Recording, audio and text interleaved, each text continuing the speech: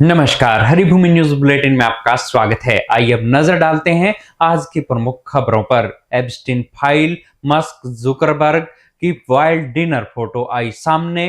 Putin तक पहुंचना चाहता था अपराधी। ईरान की अमेरिका को खुली चुनौती, धमकियों से नहीं बदलेंगे परमाणु नीति। यूरेनियम संवर्धन रोकने से साफ इनकार। जापान में एलडीपी को मिली प्रचंड जीत, मोदी और ट्रंप ने दी बधाई।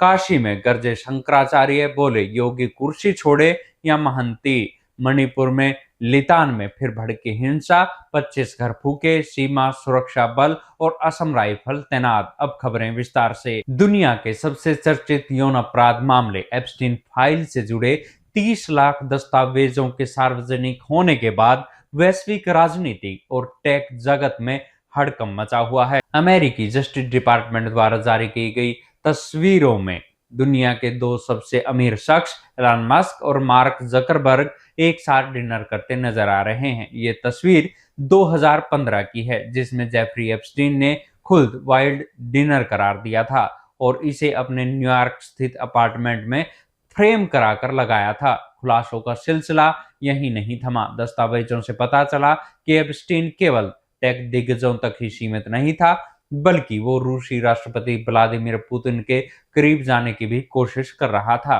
उसने नॉर्वे के पूर्व पीएम और रूसी राजदूतों के जरिए पुतिन तक निवेश और कूटनीतिक सलाह पहुंचाने का प्रस्ताव रखा था। इन कड़ियों के जुड़ने से ब्रिटेन की राजनीति में भी भूचाल आ गया है, जहां प्रधानमंत्री किर स्टारमर के करीबी सहयोगियों को एप्स्टीन समर्थकों की मदद करने के आरोपों में इस्तीफा देना पड़ा है।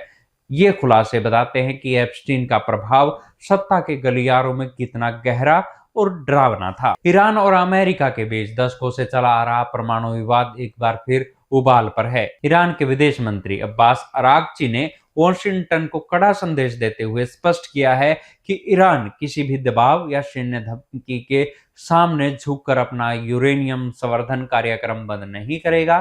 तेहरान का ये रुख ऐसे समय में आया है जब ओमान में दोनों देशों के बीच कूटनीतिक बातचीत के द्वार खुले थे। ईरान का कहना है कि उसे अमेरिका की नीयत पर रत्ती भर भी भरोसा नहीं है, क्योंकि एक तरफ बातचीत हो रही है और दूसरी तरफ अमेरिका नए प्रतिबंध और टैरिफ लगाकर उसे आर्थिक रूप से दबाने की कोशिश कर रहा है। क्षेत्र में अमेरिकी विमान वाहक पोत यूएसएस इब्राहिम लिंकन की तैनाती को ईरान ने डराने की नाकाम कोशिश करार दिया है। पश्चिमी देशों को डर है कि ईरान 90% संवर्धन कर वेपन ग्रेड यूरेनियम तैयार कर सकता है, जिससे परमाणु बम बनाना संभव हो जाएगा। हालांकि ईरान इसे अपना संप्रभु अधिकार और सम्मान का मुद्दा बता रहा है। वैश्विक कूटनीति के मंच पर ईरान को ये न कहने की ताकत ने मध्य पूर्व में तनाव को और गहरा कर दिया है। जापान के आम चुनावों में प्रधानमंत्री साने ताकची ने अपनी लोकप्रियता का लोहा मनवाते हुए एक अभूतपूर्व जीत दर्ज की है। उनकी पार्टी लिबरल डेमोक्रेटिक पार्टी ने 465 सदस्यीय निचले सदन में अकेले 316 सीटें जीतकर 40 साल पुराना रिकॉर्ड तोड़ दिया है। गठबंधन के साथ ये आंकड़ा 352 तक पहुंच गया है, जो बहुमत के आंकड़े से कहीं आगे है।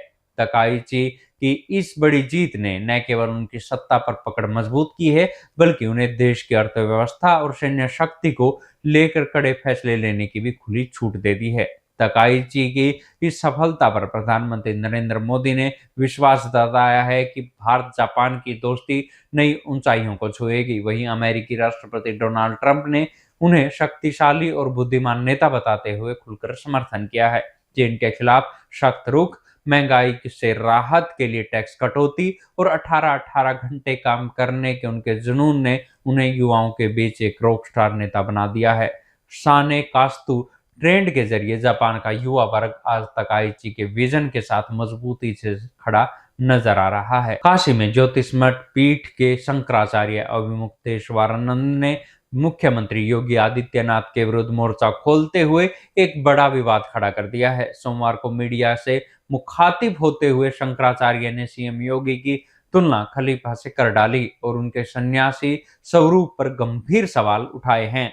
उन्होंने दो टूक कहा कि शास्त्रों के अनुसार एक सन्यासी वेतन भोगी पद पर नहीं रह सकता, इसलिए योगी को या तो मुख्यमंत्री की कुर्सी छोड़नी चाहिए या फिर अपनी महंती। शंकराचार्य ने यहाँ तक कह दिया कि योगी एक नकली हिंदू हैं और वे इसे साबित करने के लिए दी गई 40 दिनों की समय सीमा में अब तक विफल रहे हैं। शंकराचार्य ने उत्तर प्रदेश सरकार पर धर्म विरुद्ध आचरण का आरोप लगाते हुए कहा कि एक तरफ भाजपा सरकार खुद को हिंदुत्व की रक्षक बताती है, वहीं दूसरी तरफ यूपी में मांस उत्पादन में 60% की वृद्धि हुई है। उन्होंने बजट में मांस निर्यातकों को दी गई छूट और वधशालाओं को मिल रही सब्सिडी पर तीखी आपत्ति जताते हुए इसे जीव हिंसा को सरकारी बढ़ावा देना करार दिया। 11 मार्च को लखनऊ में महाअभियान के ऐलान के साथ शंकराचार्य ने अब शासन और धर्म के बीच की इस लड़ाई को निर्णायक मोड़ पर लाकर खड़ा कर दिया है। मणिपुर का उखरुल जिला एक बार फिर जातीय संघर्ष की चपेट में है। जिले के प्रमुख व्यापारिक केंद्र लितान में रविवार देर रात भड़की हिंसा ने पूरे इलाके को दहला दिया है। मामूली विवाद से शुरू हुई इस झड़प ने तब उग्र रूप ले लिया जब उपद्रवियों ने स्वचालित हथियारों से अंधाधुंध गोलीबारी की और रिहायशी इलाकों को निशाना बनाया। इस आगजनी में 25 घर और 4 सरकारी क्वार्टर जलकर खाक हो गए, जिससे दहशतजदा ग्रामीण जान बचाने के लिए पलायन करने पर मजबूर है। हालात की संवेदनशीलता को देखते हुए प्रशासन ने नितान में तत्काल कर्फ्यू लागू कर दिया है। सुरक्षा व्यवस्था को संभालने के लिए बीएसएफ और सीआरपीएफ और असम राइफल की टुकड़ियों ने मोर्चा संभाल लिया है। उप मुख्यमंत्री लोसी डिखो स्वयं अशांत इलाके में मौजूद हैं और शांति बहाली के लिए नगा और कुकी समुदायों के नेताओं के साथ बैठकें कर रहे हैं। फिलहाल भारी सुरक्षा तैनाती के बीच सन्नाटा पसरा है, लेकिन मिश्रित आबादी वाले इस व्यावसायिक कस्बे में तनाव की स्थिति अभी भी बरकरार है। ऐसी ही खबरों से जुड़े रहने के लिए देखते रहिए हरिभूमि टीवी। और अधिक खबरों को विस्तार से जानना है तो हरिभूमि अखबार पढ़ें या हरिभूमि की वेबसाइट पर जाएं।